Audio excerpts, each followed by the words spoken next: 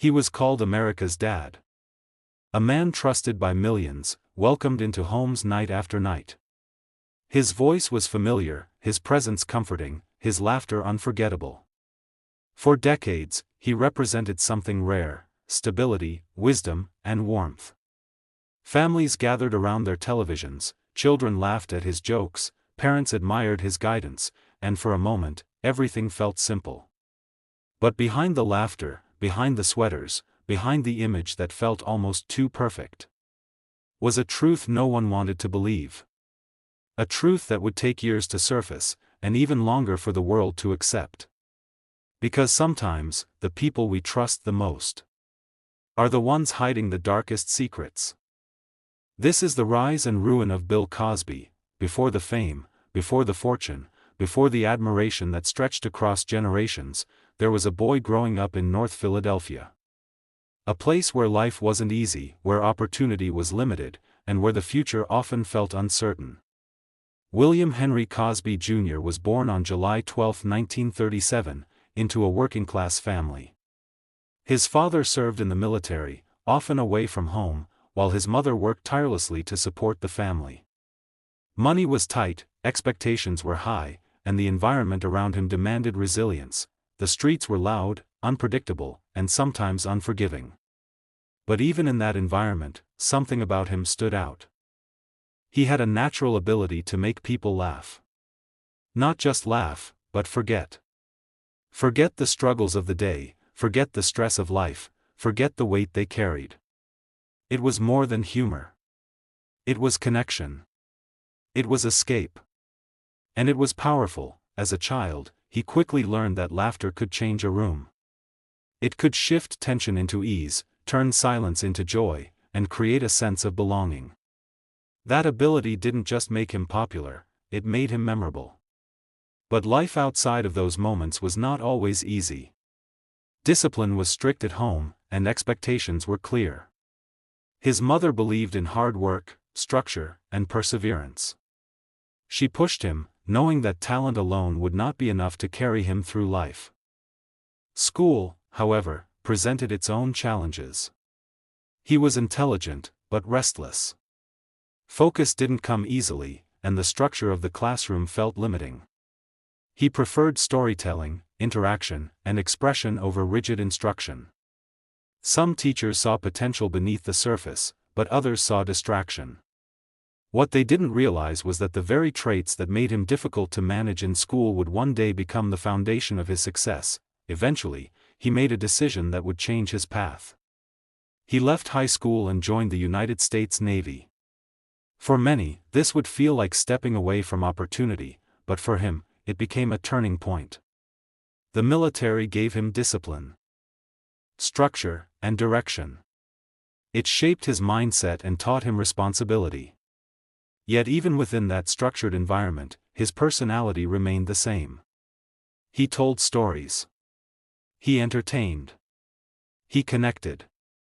No matter where he was, that part of him never disappeared. After completing his service, he returned home with a renewed sense of purpose.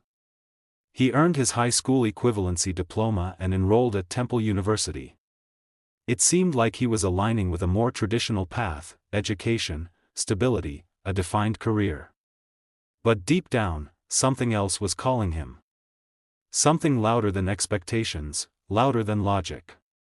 The stage. The microphone. The audience. He made a bold decision. He left college and chose uncertainty. He chose comedy. New York City in the early 1960s was not an easy place to succeed. The competition was intense, the stakes were high, and opportunities were limited. Every night, performers took the stage hoping to stand out, hoping to be remembered, hoping to earn a chance. And somehow, he did. He wasn't just telling jokes. He was telling stories. Stories about childhood, about family, about everyday experiences that people could relate to. His delivery was different. It was calm, engaging, almost conversational. Audiences didn't just laugh at him, they felt like they knew him. And that connection made all the difference. Slowly, his reputation began to grow. Word spread. More people came to see him perform. More doors began to open. And then came the opportunity that would change everything: television. At a time when representation in media was limited, he broke through barriers. He became the first black actor to star in a leading role on a major network television series, I Spy. It wasn't just a role. It was a moment. A shift in the industry. A sign that change was possible. From that point on, his career accelerated. He expanded beyond comedy into acting, writing, and producing. He wasn't just participating in the industry, he was shaping it. He built a reputation not only as a performer but as a creator, someone who understood the power of storytelling and the impact it could have on audiences. Then came the defining moment of his career. The Cosby Show. Premiering in 1984, it became a cultural phenomenon. The show portrayed a successful black family in a way that had rarely been seen before. It was warm, intelligent, humorous, and relatable. It broke stereotypes, inspired millions, and dominated television ratings. At the center of it all was Cliff Huxtable, a character who embodied wisdom, humor, and fatherly guidance. To audiences, he felt real. He felt trustworthy. He felt safe. And over time, the line between the character and the man began to blur. Bill Cosby was no longer just an entertainer. He was a symbol. A representation of family values, success, and integrity.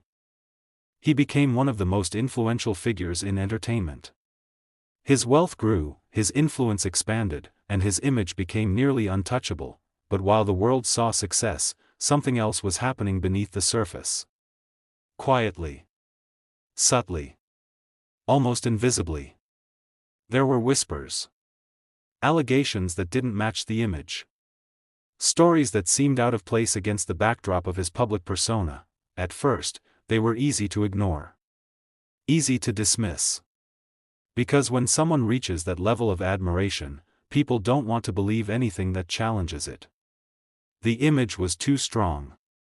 The reputation too solid. For years, those whispers remained in the background. But they never truly disappeared. And over time, they grew louder. In the 2010s, everything changed. One voice became several. Several became dozens. More than 50 women came forward with allegations that followed a disturbing pattern. They described being drugged, manipulated, and assaulted. The stories were different in detail, but similar in nature. And suddenly, what had once been whispers became impossible to ignore. The public reaction was intense. Shock. Disbelief. Confusion. How could someone so admired, so trusted, be connected to something so disturbing? But as more information surfaced, the image began to fracture. Depositions revealed that he had obtained sedatives. Testimony described private encounters that raised serious questions. The contrast between his public persona and the allegations became impossible to reconcile. Then came the legal consequences. In 2018, he was found guilty of sexual assault. The courtroom became the stage for his fall. The same man who once commanded admiration now faced judgment. He was sentenced to prison, and the world watched as his legacy unraveled, but the story didn't end there.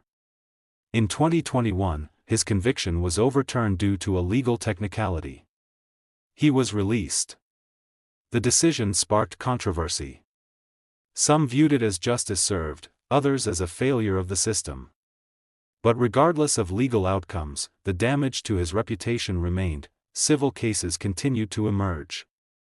Voices continued to be heard. In 2026, a jury found him liable in a civil case, awarding millions in damages to a woman who had accused him of assault decades earlier. It was a moment of acknowledgement, a recognition of harm, and a continuation of accountability. By this point, the transformation was complete. The man once seen as America's dad was now viewed through a completely different lens. His shows were pulled, his honors questioned, his legacy re-examined, and that is what makes this story so powerful. Not just the rise, but the contrast. The distance between who someone appears to be and who they may actually be. The idea that trust can be built over decades, only to be shattered in a moment, because in the end, this isn't just a story about fame or success. It's a story about perception. About power. About the consequences of actions hidden behind influence, and perhaps most unsettling of all, it's a reminder that sometimes the people we admire the most are not who we believe them to be, and sometimes the truth doesn't just change a story, it rewrites it completely. Rise and ruin. As the story comes to an end, one thing becomes clear. Fame, power, and success can build an image. But the truth always finds its way to the surface. What started as admiration ended in controversy. What looked like perfection revealed something far more complicated. Stories like this remind us that behind every public figure, there's always a side we don't see. Thank you for watching. If you found this story interesting, make sure you subscribe to Rise and Ruin Empire for more deep dives into the lives of powerful figures, billionaires, and icons who rose to the top and sometimes fell just as hard. And now I want to hear from you. Which story should we uncover next? Whose rise and ruin should we explore? Let me know in the comments below. Until next time, stay curious.